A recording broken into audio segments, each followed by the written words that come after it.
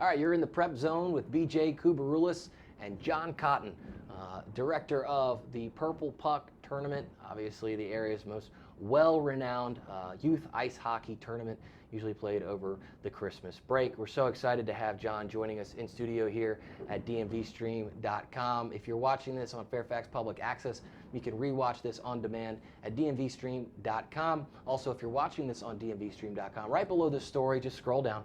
There's a story about this tournament and about John's efforts by our writer, Josh Apple. John, thanks for joining us. Thanks for making the trek over to our studio. We're so happy to have you to talk some hockey and, of course, the Purple Puck. All right, thanks, BJ, for having me, and I'm glad to be here. Yeah. It's a great thing that you're doing over here at DMV Stream. Again, this is the National Capital Hockey Tournament, the Purple Puck, sponsored by Gonzaga College High School. It's held from December the 26th to December the 31st, 2015. We are actually in our 23rd year of the tournament, so it's been a great ride from the beginning of the tournament to now. So we're going to go over it extensively. We're going to talk about some of the previous tournaments, some of the successes, some of the things that you guys have learned from to continue to make this better. I heard you early. You said now this has changed. Now the name has changed to the National Capital Hockey Tournament. Or explain the name change, or if there is a change. I think there's people at home that want to know why is it this Purple Puck anymore? Well, they call it the Purple Puck basically out of the Gonzaga College High School being a sponsor, but the formal name of it is the National Capital Hockey Tournament. So, sure, just like a nickname, everything have a nickname, they call it the Purple Puck. So so many people from this area have grown to love this tournament and know this as the local youth arm here. And just, John, I read Josh's story before it's come out. It'll publish soon, just about the efforts that you've made on behalf of this tournament. Let's backtrack. Let's start from the very beginning. How did you get in touch, involved with this tournament, and what's happened since? Okay, well, it started a long time ago. Maybe when the first time I saw the tournament, maybe somewhere around the year of 1999, and I guess it's maybe in the 5th or 6th year of the tournament. My son actually was playing with the Fort DuPont Cannon program over at the Fort DuPont Ice Rink, and they had this tournament over the Christmas holidays, and we just decided to go up there and take a look at it. By that time, of course, somebody was directing the tournament that I didn't know. It was a great tournament, had a lot of kids there over the thing, so most of the local hockey players, that's kind of a thing that they wanted to do, and I know the Fort DuPont kids always have a dream of playing in a tournament. It was so well organized and during those years. So actually, at that point in time, they used to let the Fort DuPont Cannon Club team play in the lower division. They had an American and a National and a Capital division. And they used to let the Fort DuPont program play in the Capital division, which was like JV teams of the local areas. And they won it a couple of times. So the dream of that was the kids from Fort DuPont wanted to play in the tournament. Fortunately enough, my son was able to come to Gonzaga. They play a little hockey there, right? Right, yeah, there you go. Fast forward a couple of years, he came to Gonzaga, and then as he was at Gonzaga, the tournament had took a little slide during that time when he first got there. And being the thing, again, I met with Sam Giordano, a couple of parents. We were sitting at home. That time it dwindled down to maybe about 6 teams total. We say, if we're going to be here over the Christmas holidays, let's just turn this back up to the greatness that it used to be. Right. So with that, along with Sam Giordano, Dina Helly, a couple of other parents, Paula Radicke, Lloyd Bordenheimer, a lot of great names. And I looked over the people that had in youth hockey, had a lot of good names over there at the Gonzaga program. And then we just jumped up and got it going again. Hey, you see some footage here from some of the years past from Purple Puck, of course. At DMV Stream, we cover a lot of local sports, some of our coverage for WashingtonPost.com. So here's some of those highlights. And John, we were looking at this footage before, and it's so funny, similar to some of our other directors of tournaments and teams, you started naming these kids as they're scoring right away. So you're just so ingrained in what the Purple Puck is, and just kind of knowing these guys. There you are, of course, in the shot with these guys celebrating the championship. No better way for Gonzaga to celebrate it than to win it. But walk us through some of those achieving moments. It was hard getting it going again, but now looking at them winning it, talk a little bit about what it's like to kind of see your hard work on a tournament like this come to fruition. I tell you, the great thing about the tournament, we came up, it was again Sam Giordano, he set me down. He was the director of the 2009 tournament going into that, and he sat down and he was like, and I was, hey, can I help you anyway? Because I have experience. I had ran a youth organization for us football and being able to do that. Can I help you get some teams to get this tournament together? So we threw out some fillers on American Hockey Tournament. Then we had some great programs from around the country call in, and then we just saying, wow, we thought it was going to be another local tournament, but Winkler, Manitoba from Canada called and said they wanted to come. Loyola Academy, who was the Chicago State champions in 2009, they put in a call, said they wanted to come. St. Joe's Prep out of Pennsylvania said, and then, you know, from that standpoint, we said we're going to need a bigger boat. Right. So we had to start getting the tournament together and getting some good things going. So from there, we wanted to create an experience that, you know, parents go to these hockey tournaments and, you know, just basically play the game, then go back to the hotel room. So we wanted to try to create a more family-oriented experience since they were spending their Christmas holidays was there. So we did it with the hotels, and we did it with the atmosphere of the rink where we had the pins and everything we gave out. Could be worse things to do with your holiday break than to spend them in the D.C. area playing in a family-oriented hockey program. Right. So we're going to take a break for just a moment. We're going to come back with John Cotten, director of the Purple Puck.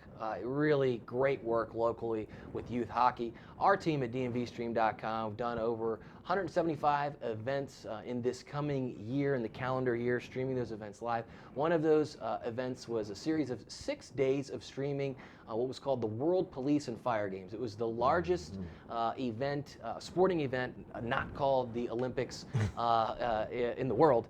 And they came to Fairfax. Our company at DMV Stream streamed hockey live from the Ashburn Ice House. Here's a look at our crew in action.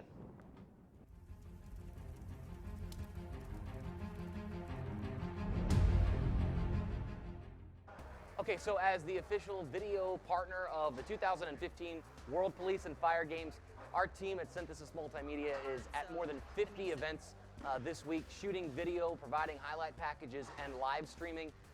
One of our locations for streaming is the Ashburn Ice House. We're streaming 15 hockey games from this venue this week.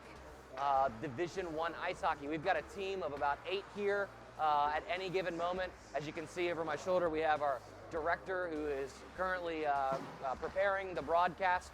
We'll have camera operators up on a high home camera, and then also someone down on the sidelines getting a secondary shot. Our director will be live weaving those shots together, as well as we'll have instant replay operators, graphics, and then also someone to monitor the stream. The stream is available worldwide and can be viewed at Fairfax2015.com. We're pushing that out so that all the different countries who are participating in this event, the people back home, can view these streams live on the web. Our highlight packages are also dropping on YouTube, so people can view those within 2 hours of the final whistle of any of the games or events or competitions that we cover. We'll take all this media that's centrally located within our archives, and we'll have one of our editors create a video that will be shown on the final day of closing ceremonies at Wolf Trap in Vienna in Fairfax County.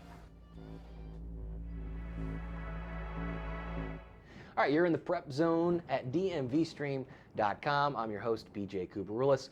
I'm joined in studio by John Cotten, who is director of the Purple Puck.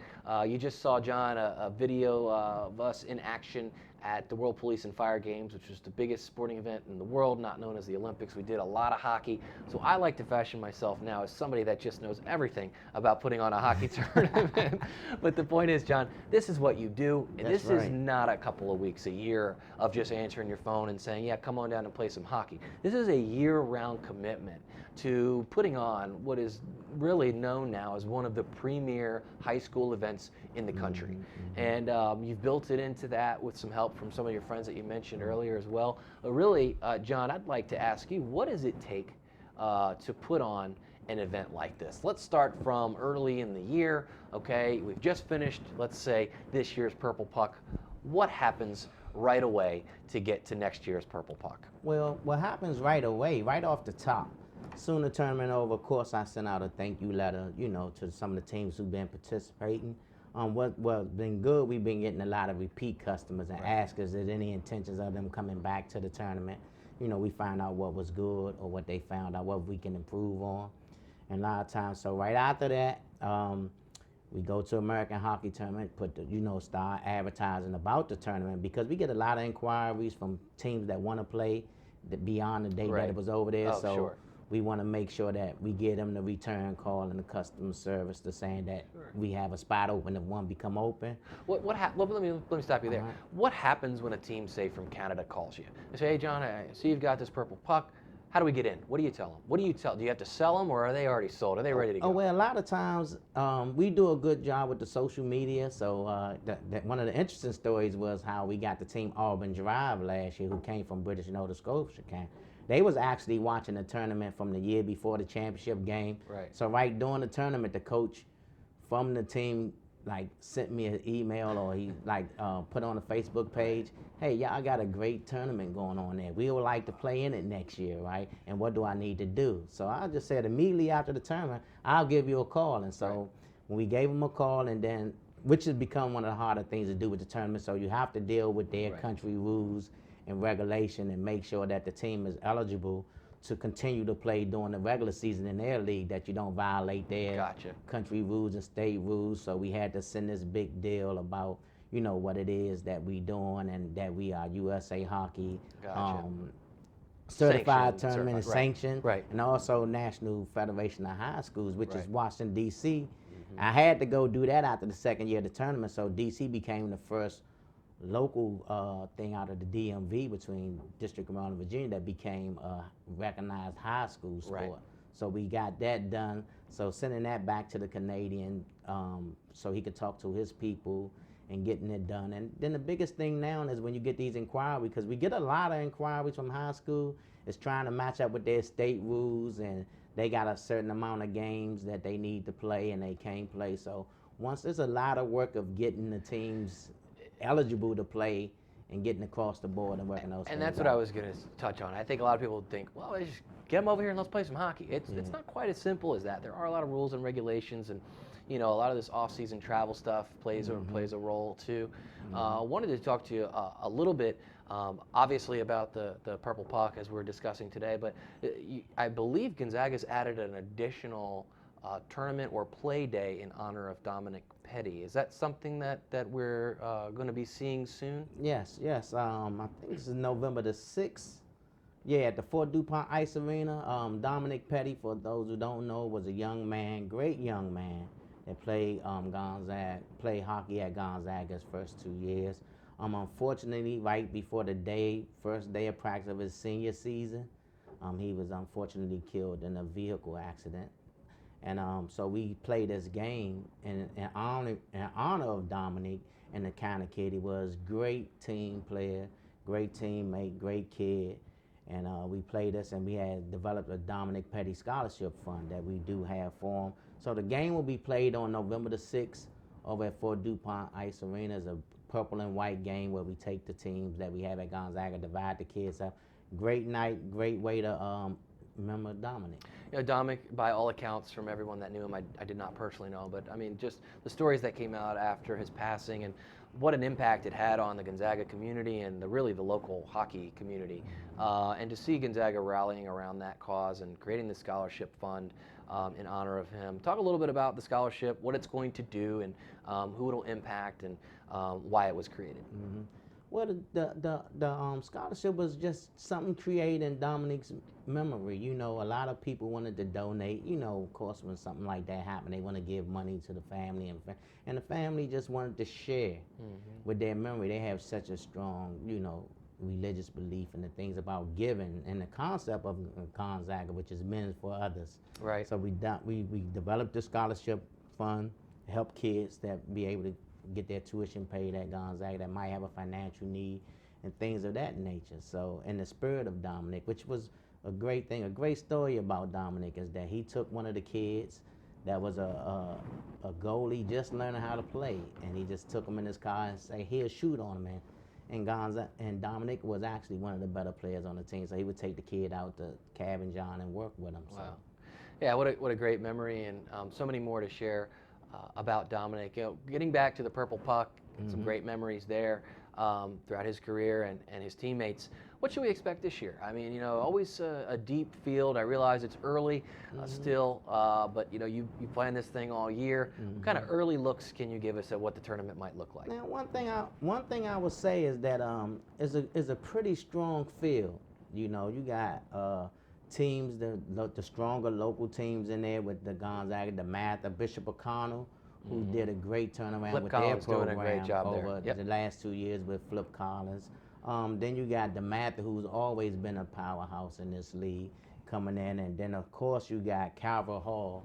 And the great thing about Calvert Hall, and I guess over the last maybe 3 years, Gonzaga only really lost 4 games. Wow. And 3 of them was to Calvert Hall. Right. Calvert Hall, that powerhouse out of Maryland. So it's a great thing now. And the one thing we do, and of course you got the returning champions, the Hun School out of New Jersey. And Malvern Prep has always been one of the strongest teams in the Philadelphia area, along with St. Joe's Prep, who actually won their the regular season championship in Pennsylvania. So it's a very strong field. And the one thing we do when a team asks to play is that we kind of do a little bit of history, because we just want anybody who walked through the door to be able to win the championship. And as you can see over the years, you don't have too many repeat champions. You just have teams lined up. Speaks to the parity, really, of the tournament. A lot of teams, what they do, this is more common, I think, in basketball than anything, but they tee themselves up and then invite a bunch of chumps into town just so they can give themselves a trophy. A credit to Gonzaga for continuing to put forth an amazing product. This is some of the best youth hockey in the world, and that if we could see that graphic again of just who's going to be not just a part of it, but some of the champions. Look, the Hun School, as you mentioned last year, Gonzaga having won it 2 out of the last 5. You see a team from Chicago coming all the way here from Ohio. So, certainly not just teeing up the cupcakes, really playing to earn themselves that right of national power. John, I'm sure having helped build this into what it is today, that's a great thing for you to see. Right, that is. And truly what we want to do around this area is just try to bring some interest just to the high school hockey at this level, because you have a lot of kids who have a desire to play beyond high school. Coming into that area, like I say, around the 2009 year, it just wasn't a format for them to showcase their talent, showcase their skills. So when we designed the Purple Puck tournament, and as we was rebuilding the Gonzaga hockey program back to where it was at, we just wanted to be able to bring in the competition. And as you saw from the graphic, you had Loyola Academy. Then you had St. Ignatius, who was the Ohio State champions. They came in, which Gonzaga actually beat them in the round robin play, and they came back to beat Gonzaga in the championship 6-5. So the year 2012, when we got back to that, we had Canisius here, who was the New York State champions. We had Willen Central, who was the West Virginia State champions. So it's a great tournament. So we'd like to get some more of the local teams to come in. It's great to see you talk about it, because your knowledge is more than just what a traditional director might be, which is just a guy that puts on a tournament. You really care about the hockey, and I think that shows in everything that happens. Your ability to just remember who won and when, what the scores were, who's the kid that scored. Pretty incredible stuff. All right, we're going to be back in just a moment. For those of you tuning in, watching this special episode of the Prep Zone, I'm joined by John Cotten. We're talking Purple Puck hockey. We also do some work with other local youth organizations putting on streaming events for these tournaments, one of those being the National High School Hoops Festival, which we did out of DeMatha High School last year. Here's a look back at our crew in action. We'll be back right after this. Welcome back to Hyattsville for the Saturday finale of the National High School Hoops Festival as DeMatha welcomes in Chaminade. I'm Jeremy Hubert, joined by Junior Burrow, and again, we've got ourselves what should be a very good game, Junior, as you look at DeMatha and their storied tradition versus Chaminade and the #1 junior recruit in the nation, Jason Tatum. I tell you what, it's been a long day for us, right? We've been here all day. These are the kind of matchups you want. You have DJ Harvey on one end, you have Jason Tatum on the other end. I mean, you have everything you want. You have dynamic green players.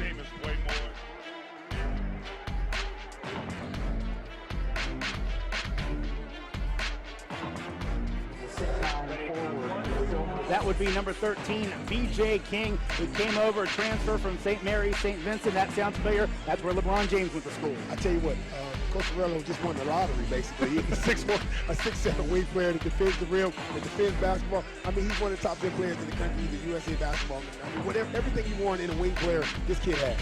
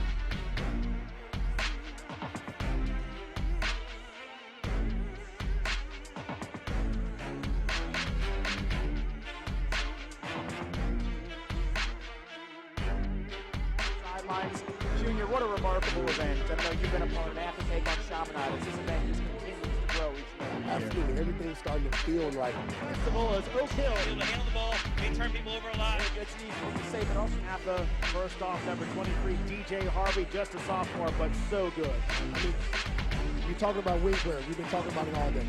He's one of the best. He's athletic. He can shoot the basketball. He has a great demeanor. He knows how to play. Comes from a fantastic family. He transferred from the Alabama area. Really athletic. Everybody wants to see him. Every school in America wants him. Great kid.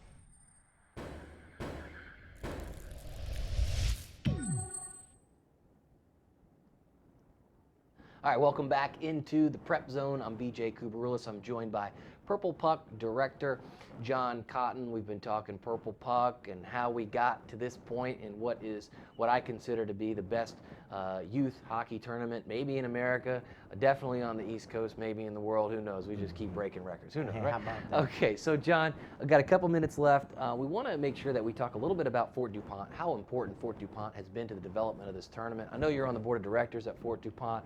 What is their involvement with this tournament? What has it enabled the tournament to become? Well, again, Fort DuPont was at the point, and I guess even at 2009, they've been a great host over the whole 23 years of the tournament. And maybe around that 2009, they seen enough of it too that it was going down and it started to be kind of a waste of their facility. Yeah. And when I jumped in, they were like, we'll give it one more go at it. And at that point in time, I was not on the board of directors there, so Right. they was gracious enough to open up their facility, and they give us a great run of the facility and use. So they was a very important part of us being able to have to schedule the games we need to schedule, give us the space for the out-of-town teams to be able to store their equipment while they go down to the hotel Right. at the end of the night. And and the staff there have been phenomenal as far as helping people around there, and it's just a great atmosphere. So